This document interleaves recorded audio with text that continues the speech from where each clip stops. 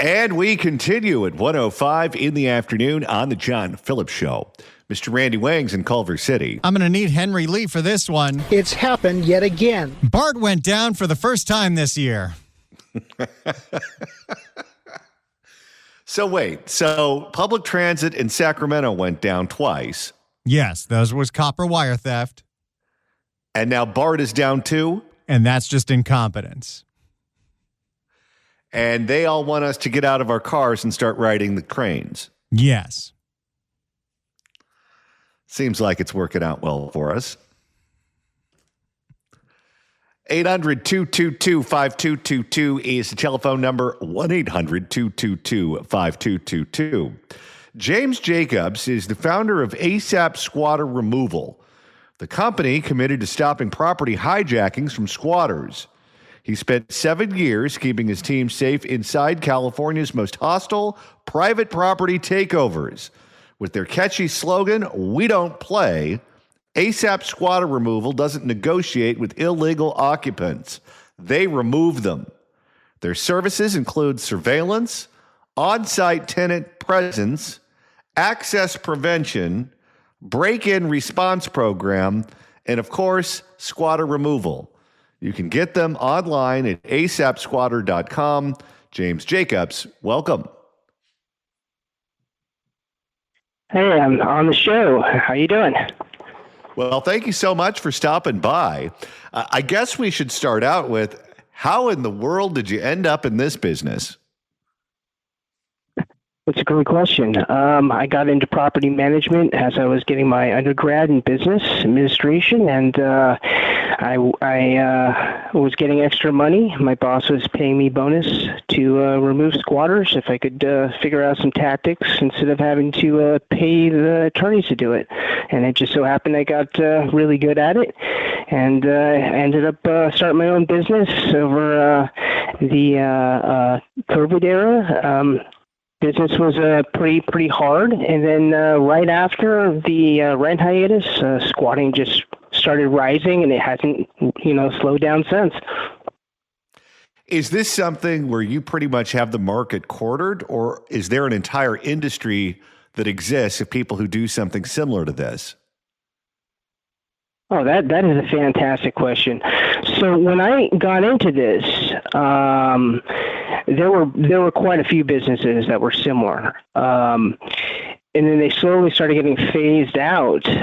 When I started the actual business and went full time into this was in 2024. But I had been removing squatters for like 7 years now. But during that time period where we actually started for a business and everything, there were two other competitors and that were doing in Northern California. And it just so happened that over the last year to a year and a half, both of the competitors are out of business. One of them got a felony, and that immediately put them out of work. And then another one, from what I understood, they also tried Yelp. And I'm on Yelp, by the way, and they just got a bunch of negative feedback.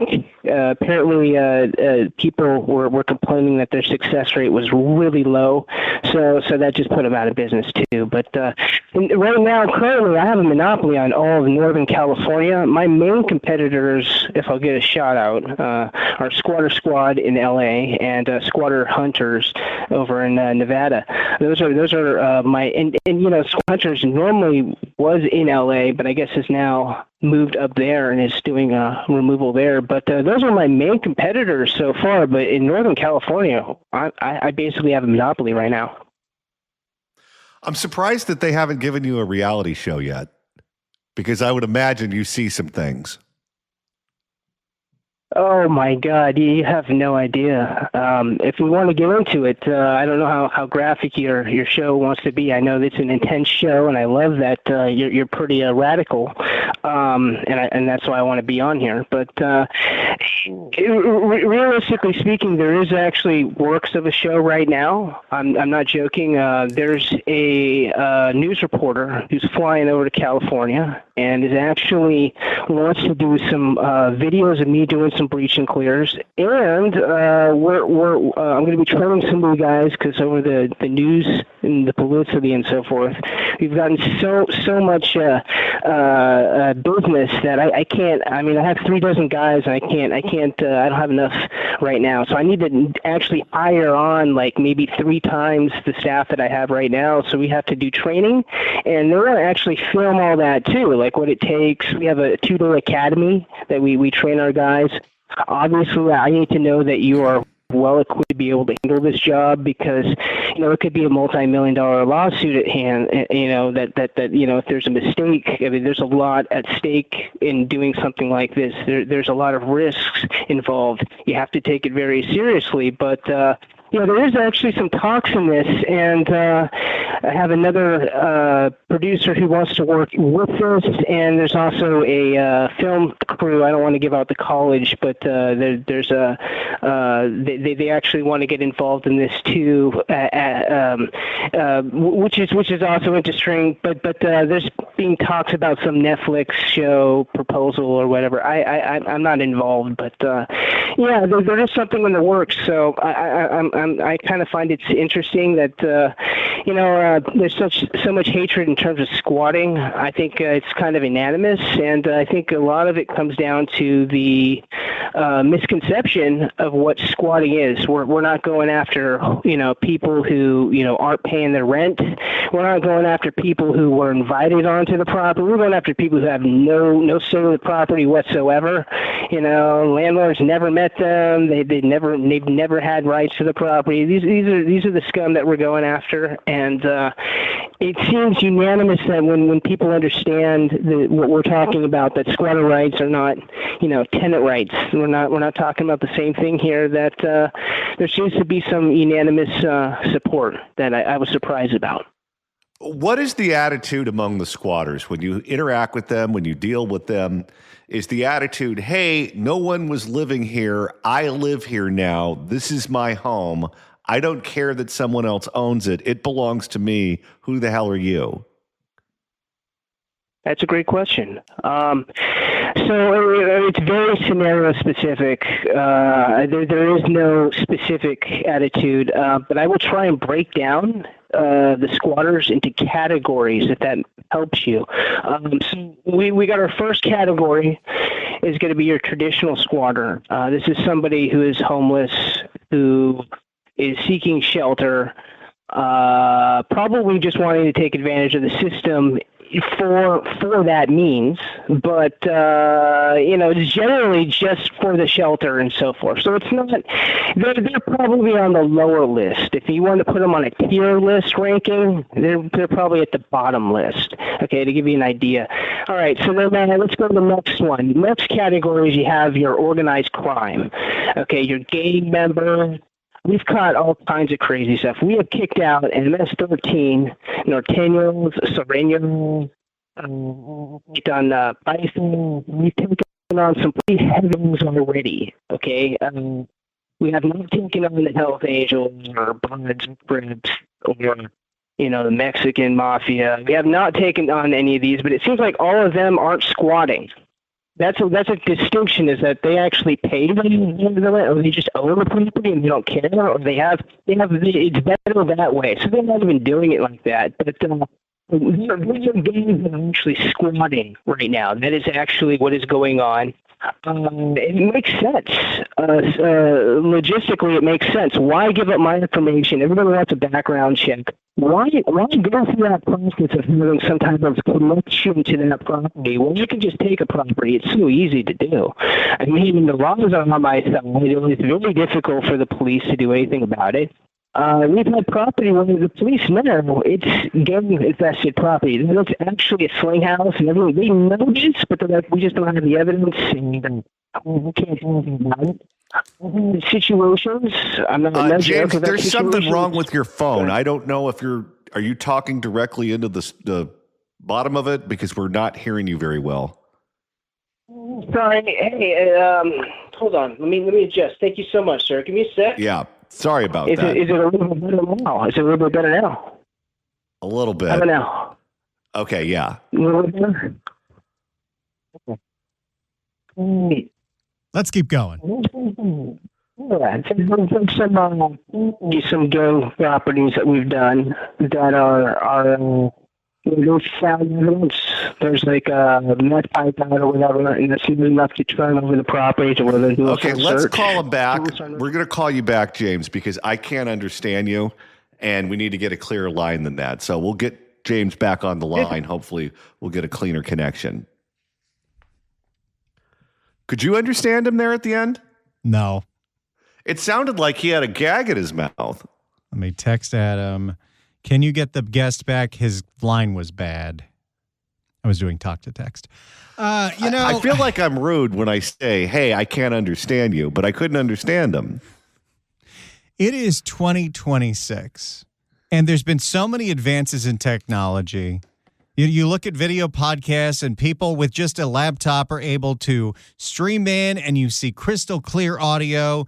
And we are a radio station that is still doing phone calls when phone quality has gotten worse every single year since the invention of the cell phone. What are you going to do? This seriously is entertainment from the Stone Age.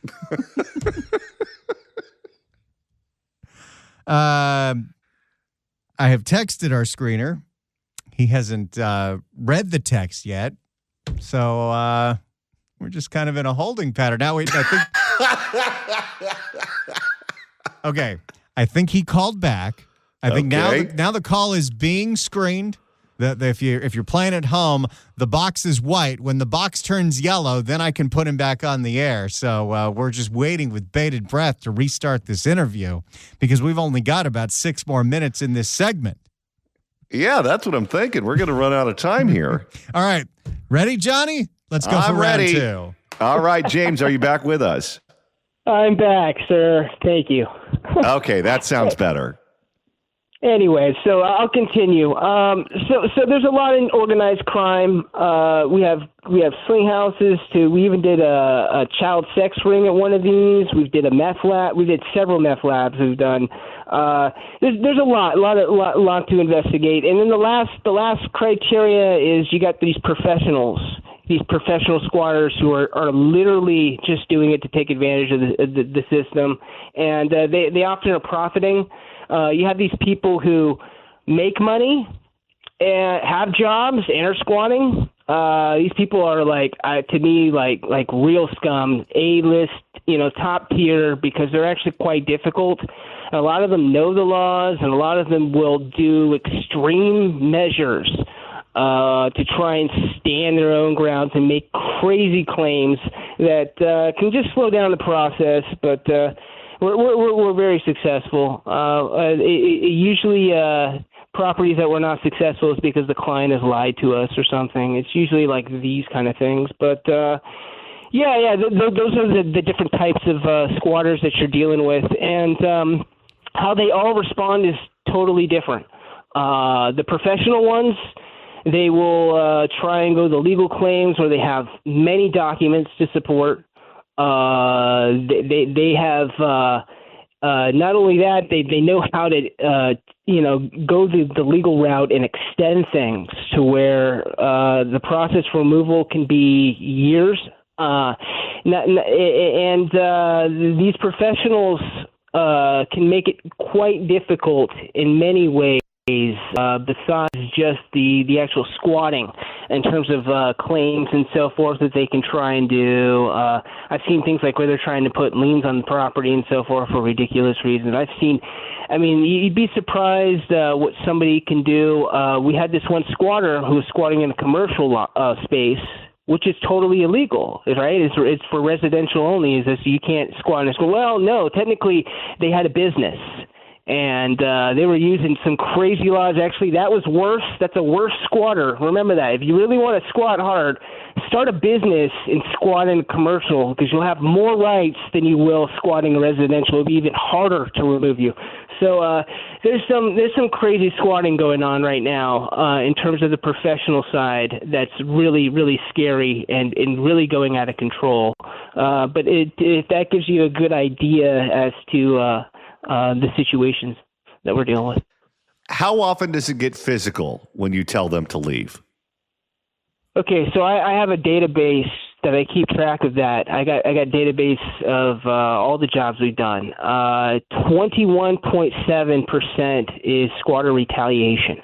That's what we call it, where they will get physical in some way, make threats, and it's also threats too. If you make a death threat or something, we put this in this category. They come back. That's a big one. Big one is they will come back. They will break in the middle of the night, and they often will have a weapon. It's about 21.7, and that's all of Northern California. And then certain regions have way higher rates. And obviously, if we know it's ganged up, it's going to be higher. We just know that. But physical altercations are broken down many ways. Did they just try and fight you, fist fight, versus did they pull a weapon? Because often with pulling a weapon, the police get involved and so forth. And then, there's potential loss of life and so forth. We categorize it. Guns that we see are 3.1% currently right now that we're seeing right now with squatters in general. And that's quite high, but it's not super high. I think we're hitting up the houses really good to where they're just not pulling them out. And we see guns all the time, but they're not pulling them on us because usually we know that they have a firearm or something like that. We get to jump on them so well that they don't have a chance to even, get us, that kind of thing. Yeah, it's complicated. And obviously, surveillance is really important. You have to have really good intel. Like if this person is ganged up, we need to know that. If this person obviously has a firearm, we need to know all these details before we just, we're not just taking somebody's random money and then breaching clear. That's not how things work. Surveillance is really, really a fundamental part of this job. How often do they have warrants, or they're here illegally, or there's some legal problem with the government when you do the background search on them? Warrants, usually in a house, we got warrants at like 4.7 as the last I checked, 4.7, so 4.72 is the last I checked for warrants. We will run plates. We have a bounty hunter. We'll just take half the bounty. And our crew will take them down, and we'll bring them in with the guy. The bounty hunter will come up here and everything, and we handle it. They live in L.A. and just a little shout out. They do some work also for Squatter Squad, which is quite interesting. So, anyways, it happens. It happens. Warrants are kind of also common too. I mean, people generally, have a warrant, and what's great is that we get entry into the property and can clear the property and everything. And usually people will just leave, even though we're only there for like one person, So, but if that helps you out. Go ahead. Last question before you go: is there a city that pops up on your radar more often than any other city where this is a problem? Number one customer is Oakland. We get most of our work in Oakland. We've done a lot of good work in Oakland. We have really helped out Oakland. Number two is San Francisco. But this is probably some bias based on the fact that San Francisco property is so expensive. So if you get a squatter, people are willing to spend money, get them out now, that kind of thing, right? And then you see like Sacramento's a big one. The entire Bay Area is always big, but those are some really good shout outs, and that gives you an idea as to the all general right. James location. Jacobs, founder of ASAP Squatter Removal. You can get him online at asapsquatter.com. Fascinating stuff, James. Thanks so much for stopping by. It was a pleasure, sir. Anytime. You take care. Have a great day. 222-5222 is the telephone number, 1-800-222-5222. If you'd like to email the show, you can do so at johnnydon'tlikeshow@gmail.com. That's johnnydon'tlikeshow@gmail.com. And Randy, you're monitoring the mailbag. Chris writes in at johnnydon'tlikeshow@gmail.com. Thanks so much for that interview, guys. I was contemplating being a squatter, and I thank your guest for educating me on what would work best and what is hardest to evict. Yeah, if you didn't know, commercial properties are way harder to evict than residential. So next time you see an abandoned strip mall, you've got yourself a new home. And tomorrow, we're going to be at Pineapple Hill in the San Fernando Valley. It's getting so close. I can taste those margaritas. I could taste the beers. I could taste the Reuben. Join us at the Pineapple Hill tomorrow in Sherman Oaks from noon to 3. It's a live broadcast of the John Phillips Show.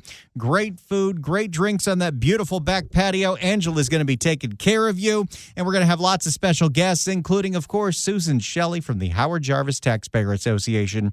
The courts have made it easier to raise your taxes. Come by and sign the petition to save Prop 13. You can do that right now, and you should get everyone in your Rolodex that is a California voter to do the same. SaveProp13.com. That's SaveProp13.com. Because if they raise taxes any higher than they're already trying to, you're going to have to move.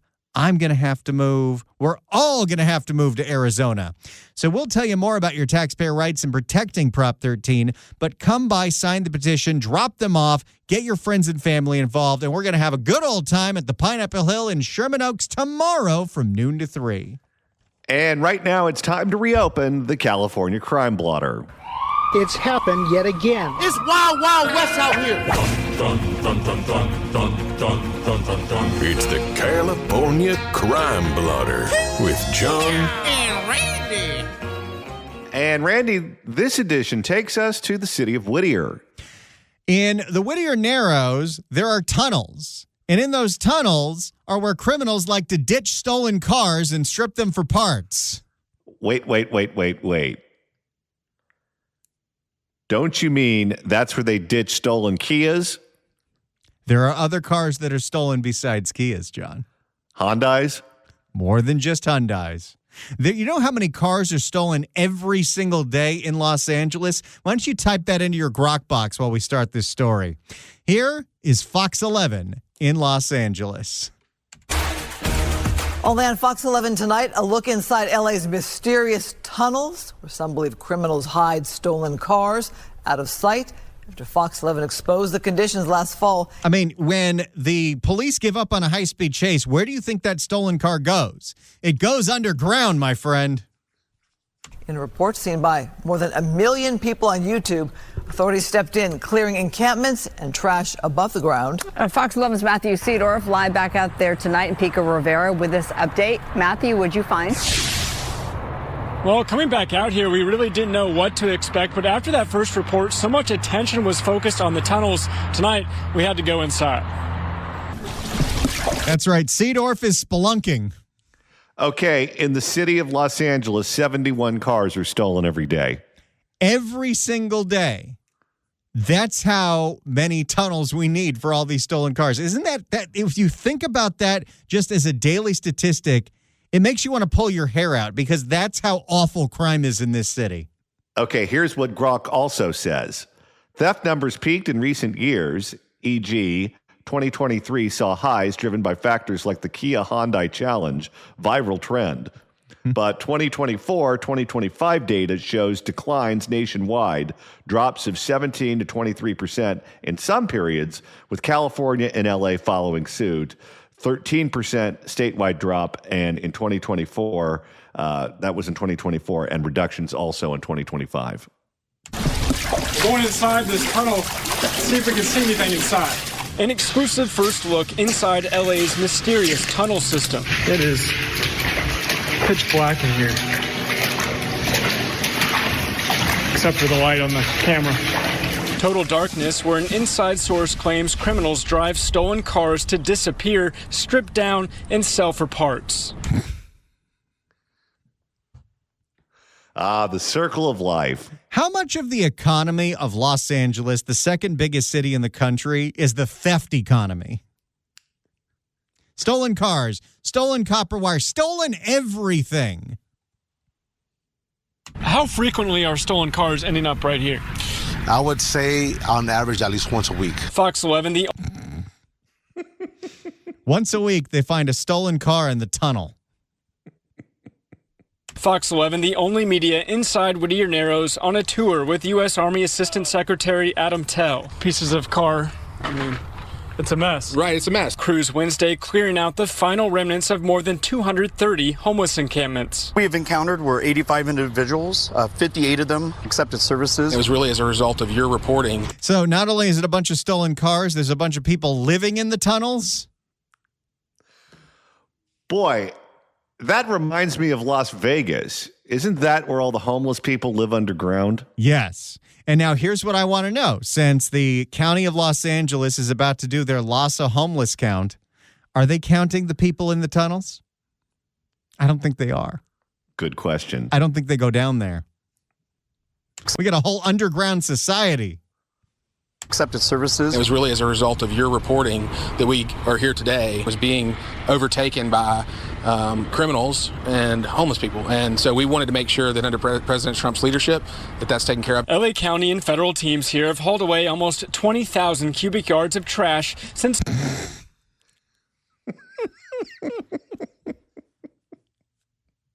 Well, I guess it's not even a stretch to say this city is a literal dump. We need Wong on the case. Since Fox 11 first exposed what sources describe as a possible criminal network tied to tunnels. Welcome to the Bermuda Triangle. Wasn't that a water slide in Wild Rivers at one point?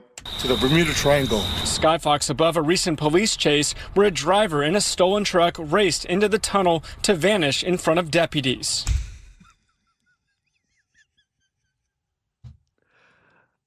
I can't believe every single day there is new information presented to us on the news, reminding us that we live in a Looney Tunes cartoon. We have been doing the Crime Blotter on a nearly daily basis for about 5 years. And there's always new stuff. There are always things where you're like, you can't believe what you are hearing. You think at this point we've heard it all. We definitely have not. And every day there's something new. These tunnels have been used in the past to hide stolen vehicles, that type of nature. Since we have started this project, we have not seen any of that. Think back to that police chase. Okay, now you can hear him. I'm sure he's got rain boots on, but he's mucking through the tunnel water. I don't know if Seedorf gets hazard pay, but he should get it for this story. Here's exits. A place you could hide almost anything. We're not seeing any cars, but we are seeing some graffiti, so clearly people have been down here. Also, we're tagging the tunnels where no one can see it. I know a lot of people in the news business prefer to be reporters because they like to be out with the people. They like to get the stories. And if you're a news anchor, your life isn't as exciting. You're reading what's in the teleprompter. You're conducting interviews, throwing it to reporters in the field. If I went to work one day and this was the assignment I had and I could be sitting in a nice air-conditioned studio just reading what's in the prompter, I'm making the switch that day. no cell reception on any phones. We turned back at a caution sign warning of dangerous carbon monoxide levels. Oh, my goodness. And the police went in and the Army Corps of Engineers went in. We did discover an additional piece of equipment, but it wasn't like a big chop shop or a main ring of crime and theft. The Whittier Narrows noticeably cleaner and quieter than just a few months ago. It shows you what good. And by the way, this was something that got cleaned up because the news cameras went down in those tunnels a few months ago. If you just go through the proper channels, nothing ever gets done. Good, honest reporting can result in terms of government action. But questions remain about the miles of tunnels below and what could be hiding out of sight. We're really interested in continuing to make sure that now that we have this area cleaned up, it stays cleaned up. Well, you're going to need to maintain a presence here because you cannot depend on the county of Los Angeles for that. If you're depending on the county, you're going to be disappointed. So we didn't see any cars in there today, but there are hundreds of miles of tunnels across the LA area. Really, this remains a mystery tonight. Reporting live, Matthew Seedorf. There you go. There is the latest out of the what some call Bermuda Triangle, the tunnels in the Whittier Narrows where the criminals like to ditch the stolen cars. Another totally bonkers story. 800-222-5222 is the telephone number. 1-800-222-5222. Let's go to George in Northridge. George, hello. Yeah, John, I hear you talking about the crime and all that. And my question to you is this. If Sharia law was instituted here in LA County, what effect would that have on the crime? And the other thing I'd like to comment on is with that homeless count that's going to be coming up, what I'd like to see more than anything is the mayor, everybody on the boards, and everybody on the council go out there and be part of that county. Well, if Sharia law was instituted in Los Angeles County, my guess is no one would have any hands. Yeah, very true. Well, you know what? We'll make a what is called an exception. We have to ask them what hand they used to wipe with. All right. Thank you for the call, sir. That was the time to end that call. Yeah. Usually in talk radio, people are railing against Sharia law. LA has gotten so bad, we need Sharia law. You know, if we did have Sharia law in Los Angeles, all 5 members of the LA County Board of Supervisors would have to wear a hijab. All women. They call them the 5 queens. You know that, Randy? I do know that. All right, it's time to open up the California Crime Blotter. It's happened yet again. I see. Time for the California Crime Blotter. All right, this one takes us to the land of Katie Porter, Irvine. Every single time I pull out a story about Irvine, it doesn't matter what the story is about. It turns into pot shots against Katie Porter. Like, please.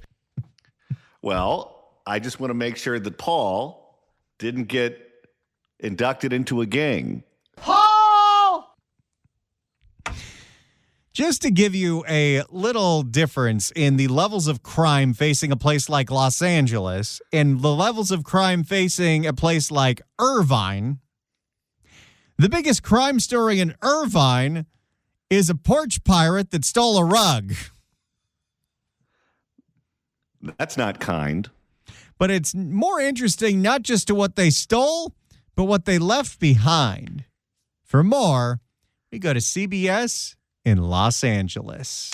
Have you seen this woman? Irvine police say she stole a package from someone's home and left an unusual surprise behind. As CBS, it's not what you're thinking. Not the guy that chewed all the gum.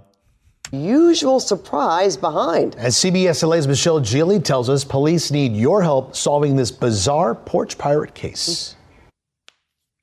Leaving the Holy Bible and picking up the rug, a big box. What do you think? Well, that's amazing. That's amazing. Seems like she has some kind of uniform on too, huh? There are packages on doorsteps throughout Sharam Bosu's neighborhood, but Irvine police have keyed in on one home in particular where they describe a sinful act that was caught on camera. It's the most unusual thing we've had. Unfortunately, this looks like a really bad Christmas exchange, but leaving a Bible behind doesn't exactly cancel out the crime here of porch piracy. Wait, they left a Bible behind?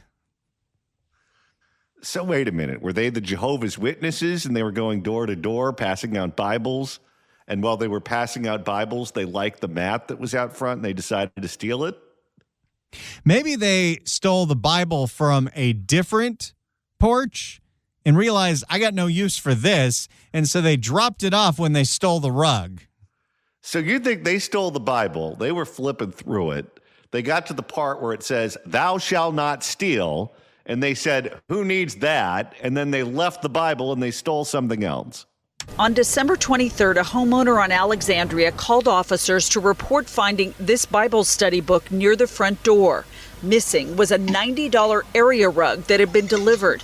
A camera pointing toward the street recorded a woman posing as a worker in a blue vest carting off the package. Crystal clear evidence now in the hands of detectives could account in part for the 14% drop in thefts by porch pirates in Irvine from 2024 to 2025. I've been very fortunate. I have not had the experience of leaving a package. Of course, I get notification, and so I pick up the package as quickly as possible, so I don't leave any kind of excuse for them or time for that. Okay, here's what I don't understand about stealing packages. You don't know what's in there. I order all kinds of stuff from Amazon. Sometimes it's stuff of value. Sometimes it's apple cider vinegar pills. You're going to risk going to jail taking a package that might contain apple cider vinegar pills?